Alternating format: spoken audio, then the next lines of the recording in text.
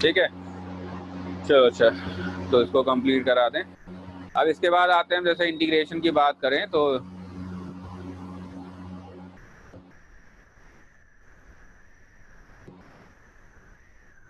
e की power ax का integration आपको करना है। तो सिंपली तरीका वही है, जैसे e की पावर x का था ना, e की पावर x का इंटीग्रेशन क्या होता है, e की पावर x प्लस c।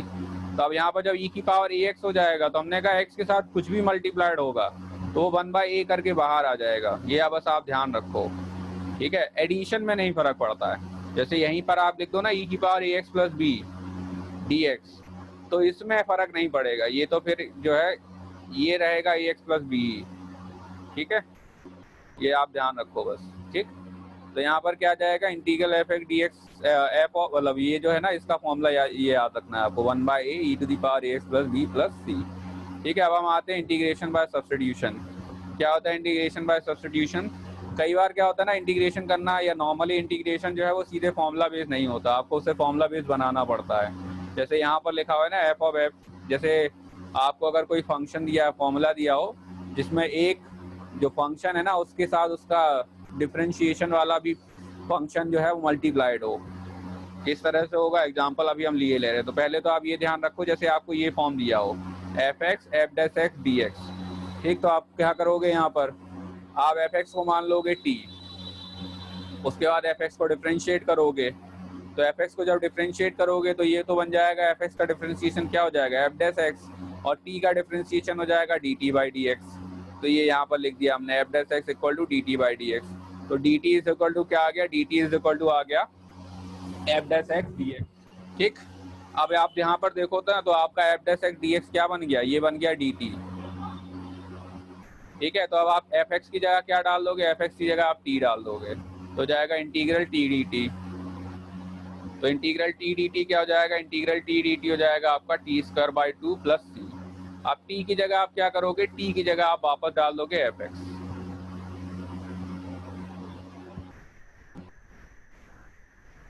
ठीक है।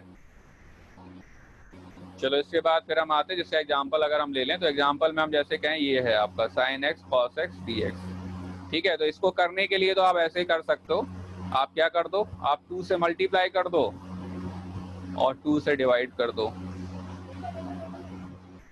ये क्या बन जाएगा आपका, ये बन जाएगा साइन 2x, ठीक है। अब ये जो है ना x के साथ क्या मल्टीप्लाइड है आपका, x के साथ 2 मल्टीप्लाइड है, तो ये 2 और बाहर आ जाएगा, तो बन जाएगा 1/2 साइन का इंटीग्रेशन माइनस कॉस 2x।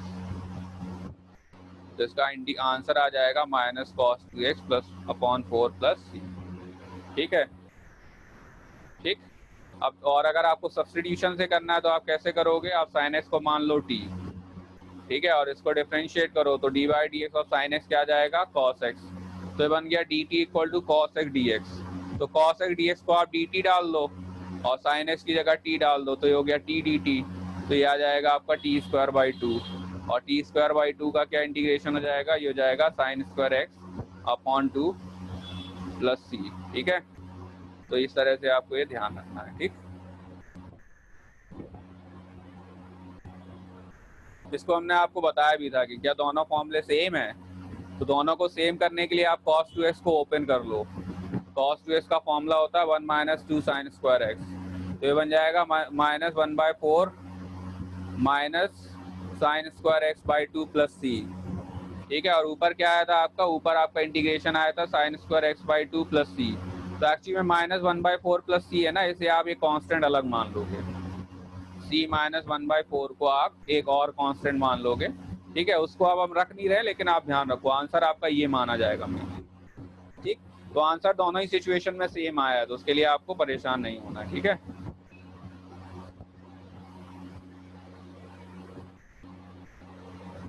चलो इसके बाद हम आते हैं 10x के इंटीग्रेशन पे। 10x का इंटीग्रेशन कैसे करोगे आप, 10x में आप ओपन कर लो, ठीक है। इसे लिख लो आप साइन एक्स अपॉन में कॉस एक्स डी एक्स, ठीक। कॉस एक्स को मान लो क्या t, ठीक है। तो cos x को t मान लोगे तो d by d x of cos x क्या होता है, माइनस साइन एक्स। तो minus sine x equal to d t by d x, क्योंकि cos x को आपने t माना था, तो यहाँ से dt क्या आ गया, minus sine x d x. तो sine x d x equal to minus d t. अब यहाँ पुट कर दो तो पुट करोगे तो आप क्या हो जाएगा, साइन ए डी एक्स की जगह डी टी आ गया, मतलब माइनस डी टी आ गया, माइनस हमने बाहर ले लिया, और कॉस एक्स को आपने क्या माना था, टी माना था, तो ये आपका बन गया integral minus d t by T. ठीक है, और डी टी बाई टी यानी कि 1/t का इंटीग्रेशन हो जाएगा आपका एल एन टी प्लस सी। अब t की जगह पुट कर दो, आप t की जगह क्या पुट कर दोगे, t की जगह हम डाल देंगे कितना t की जगह डाल देंगे हम, क्या माना था हमने t की जगह cos x तो ये हो जाएगा minus i l n cos x plus सी।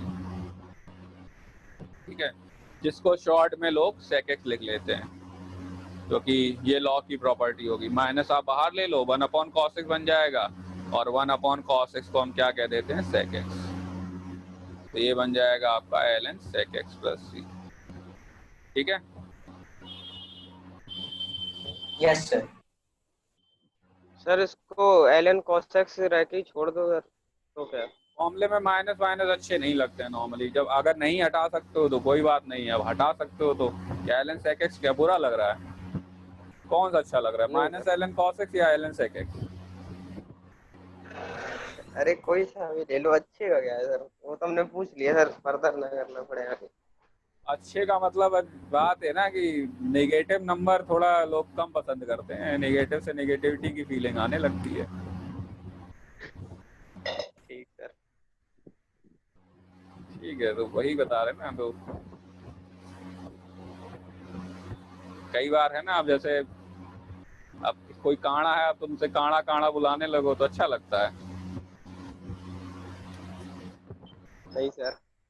फिर तो कहने के लिए तो कह सकते हो कि काड़े हो, तो क्या फर्क पड़ रहा है, काड़ा बुलाएं या ना बुलाएं। चलो इसके बाद ये हमने एक फॉर्मूला और लिख दिया था, जैसे आपको दिया ना integral F dash x d x और अपॉन में एफ एक्स। ठीक है, तो जैसे आप क्या कहोगे, आप एफ एक्स को मान लोगे टी, तो ये बन जाएगा आपका f dash x d x equal to क्या जाएगा, डी टी। अब आप पुट कर दो यहाँ पर। ठीक है, तो जब आप पुट कर दोगे तो क्या बन जाएगा, डी टी अपॉन में टी, तो ये हो जाएगा आपका l N T plus c. ठीक है, ये हो जाएगा फाइनली आंसर।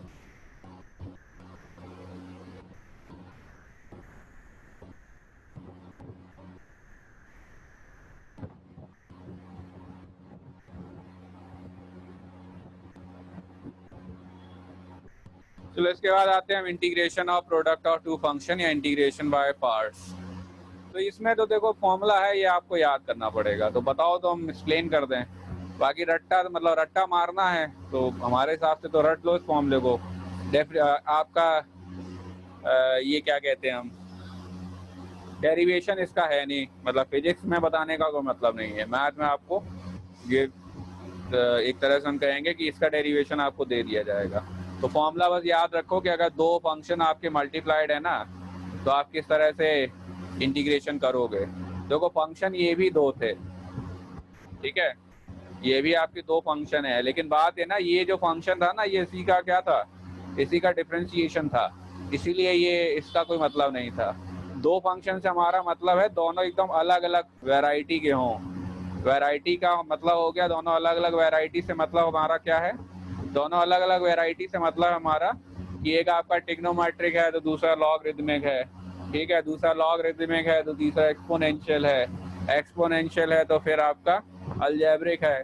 इस तरह से जब होगा ना, तब आप क्या करोगे, तब आप ये वाला टर्म यूज करोगे। ठीक है, मतलब तब आप ये वाला, ये जो इंटीग्रेशन बाय पार्ट्स है ना, ये यूज करोगे। समझ में आ रही बात?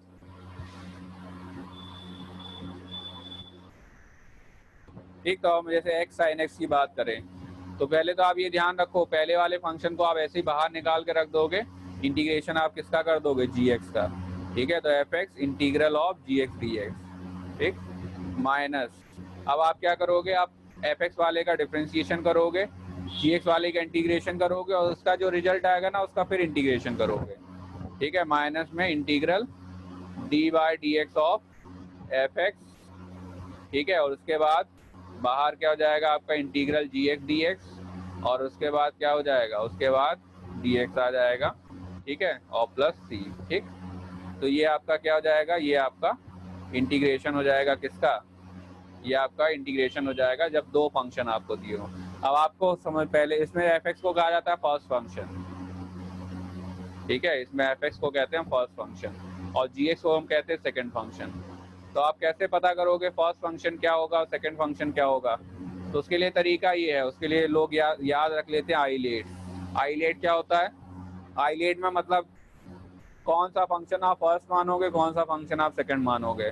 मतलब अगर इन्वर्स ट्रिग्नोमेट्रिक फंक्शन है आपके किसी फॉर्मूले में, ठीक है, तो आप इन्वर्स फंक्शन को हमेशा फर्स्ट फंक्शन लोगे अगर ये वाला फंक्शन है। अगर ये नहीं है तो लॉगरिथमिक है तो आप लॉगरिथमिक को फर्स्ट लोगे, और अगर लॉगरिथमिक भी नहीं है, अलजेब्रिक है, तो आप अलजेब्रिक को फर्स्ट लोगे। मतलब अगर अलजेब्रिक और इन्वर्स है ना तो आप इन्वर्स को फर्स्ट ले लोगे, और अगर अलजेब्रिक और ट्रिग्नोमेट्रिक है तो आप अलजेब्रिक को फर्स्ट ले लोगे, ठीक है। और एक्सपोनेंशियल जो है वो सबसे लास्ट में लिया जाता है। एक्चुअली मैं ये मान के चलो ना, ये दोनों फंक्शन जो है ना, ये दोनों फंक्शन आपके परेशान करने वाले हैं, ट्रिग्नोमेट्रिक भी और एक्सपोनेंशियल भी, ठीक। ये दोनों फंक्शन आसानी से मानते नहीं हैं, ठीक है। क्यों नहीं मानते हैं? ट्रिग्नोमेट्रिक फंक्शन को चाहे आप डिफरेंशिएट करो चाहे इंटीग्रेट करो, वो वहीं का वहीं बना रहता है, ठीक है। एक्सपोनेंशियल फंक्शन को भी चाहे आप डिफरेंशिएट करो इंटीग्रेट करो, वो वहीं का वहीं बना रहता है, ठीक है। तो ये जो है ना, ये इस तरह से मान चलो कि ये फंक्शन परेशान ज़्यादा कर लेते हैं, ठीक। जैसे e की पावर x को आएगा ना, अब अगर डिफरेंशिएट करोगे तो क्या आ जाएगा? वापस e की पावर x आ जाएगा, और e की पावर x को आप इंटीग्रेट करोगे तो क्या आ जाएगा? वापस e की पावर x आएगा, ठीक। तो ये जो है ना, ये फंक्शन, ये जो है, ये दोनों क्या करते हैं, ये दोनों एक तरह से कैलकुलस का मजाक बनाए रहते हैं। मतलब e की पावर x जो है ना, वो कैलकुलस का मजाक बनाए रहता है, ठीक। ये बड़े आई डिफरेंशिएशन करने वाले और बड़े आई इंटीग्रेशन करने वाले, ठीक है। डिफरेंशिएशन किया तो क्या फ़र्क पड़ा हमें, हम तो वहीं के वहीं हैं अभी तक। तो हमने कुछ एग्जांपल यहाँ दे रखे हैं, तो अपना देख लो इसमें, ठीक है। बाकी थोड़ा बहुत जो है शीट हमने भेजी रखी, सबको दे रखी ना शीट, है ये वाली नहीं है?